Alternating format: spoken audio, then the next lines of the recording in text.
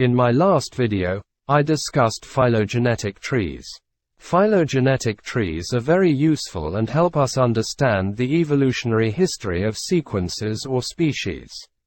So, to construct trees, we need a method that is easy and programmable. There are many methods that can be used to construct trees. There are two general approaches. One of them is the cluster approach, and the second is an objective-based method. In this video, I will discuss UPGMA, which belongs to the cluster approach. It stands for Unweighted Pair Group Method using the Arithmetic Mean. Instead of its long name, we can use its acronym, which is UPGMA. It helps us construct trees with its roots as well. We start with two sequences with the shortest distance between them. These sequences are closely related to each other. That means these are the last to diverge from each other, and its node became their ancestor. But how can we predict that these two sequences are closely related to each other? For that, we use pairwise sequence alignment. The steps for constructing an evolutionary tree using the UPGMA method are as follows. First of all, we take sequences, align them against one another and name them from A to E. In the second step, compare sequence A to all other sequences by using pairwise sequence alignment. Count the mismatches and record them in the table. Complete the table by comparing all the sequences. Now, look for the lowest value to find the first group. Then, by finding the arithmetic mean step by step, construct the tree. Let's build an evolutionary tree by going through all of these steps. First, label 5 sequences with the letters A, B, C, D, and E. Align them now against each other. Next, perform pairwise sequence alignment to identify mismatches. For example, align the sequence A against the sequence B. Count the number of mismatches now. There are 5 mismatches in this case. Record the number in the matrix. Next, count the number of mismatches against C. The number of mismatches in this case is 3. Repeat the process with D and E. Next, find the number of mismatches in sequence B against all of them in the same way. The same goes for the sequences C, D, and E. Once you have determined the number of mismatches, enter them into the matrix.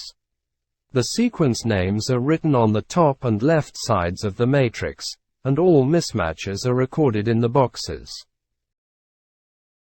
The number of mismatches between two sequences indicates how far apart they have become over time.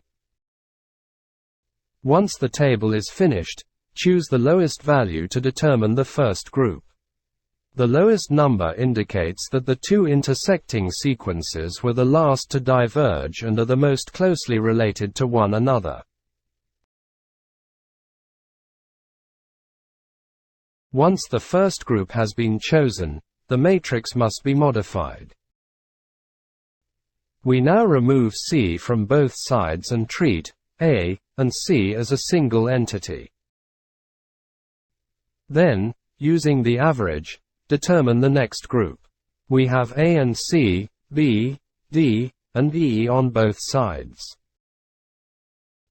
Fill out this matrix with the average. First, we compute the average of A, C, and B. It can be found as A minus B plus C minus B divided by 2.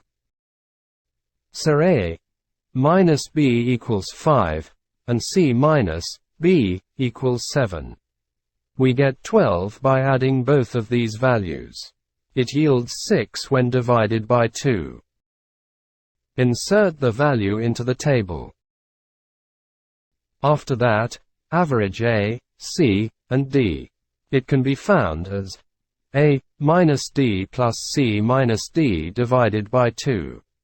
So, A minus D equals 6, and C minus D equals 4. We get 10 by adding both of these values. When divided by 2, the answer is 5. Insert the value into the table. Find the average of A, C, and E in the same way. The first row is finished. Copy the last 2 rows. Once the matrix is completed, choose the lowest possible value, which is 4. The second group is found here, which is E and D. Consider E and D to be a single entity, and take E off both sides. Modify the matrix once more. AC, ED, and B are now on both sides. Fill the matrix once more with the average. First, we compute the average of AC and ED. It can be calculated as AC minus D plus AC minus E divided by 2, yielding 5. Next, write the difference between AC and B, which is 6. Then compute the average of E, D and B. It can be calculated as D minus B plus E minus B divided by 2 to yield 5.5. Pick the lowest value again, which is 5. It means that AC is related to E, D. The final sequence is B. The order of sequence B is determined by its values. It has a 6 value against AC and a 5.5 value against E and D. It means that B is more closely related to E and D than AC. So, here's the end result. It is the evolutionary tree of the given sequences created with the UPGMA method.